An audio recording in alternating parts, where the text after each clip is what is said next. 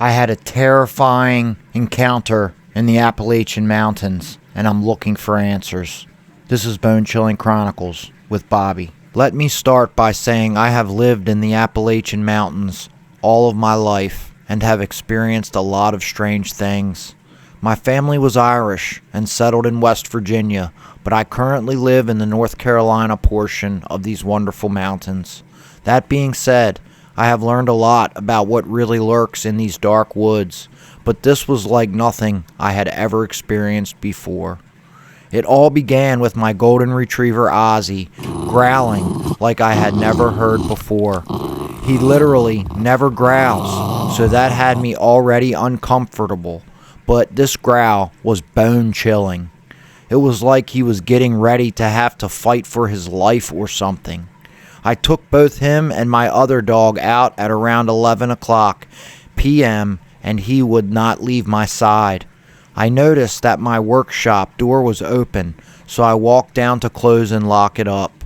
The entire time he is glued to my side. Ozzy also kept trying to get in between my legs, still growling, and all of his hair sticking straight up like a feral animal. The second I closed the door, all hell breaks loose in the woods. It sounded like 50 full-grown men had broken out into a full sprint tearing through the woods. Trees were shaking and branches falling.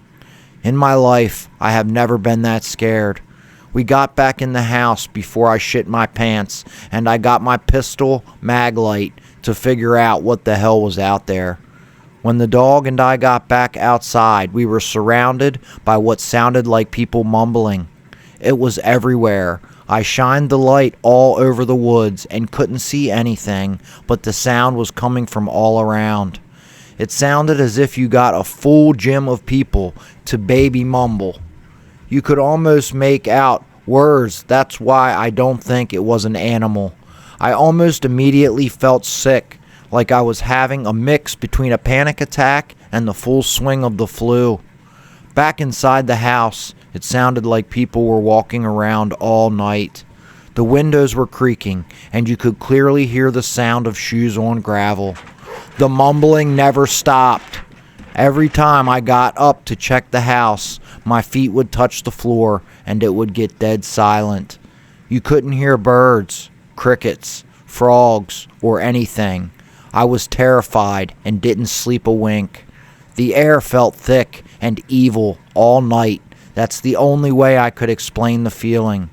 Imagine a soaking wet quilt being tossed over you. That's how I felt. I am looking for any answers as to what this could be. This wasn't like the normal spooky stories my grandma and great uncles used to tell me.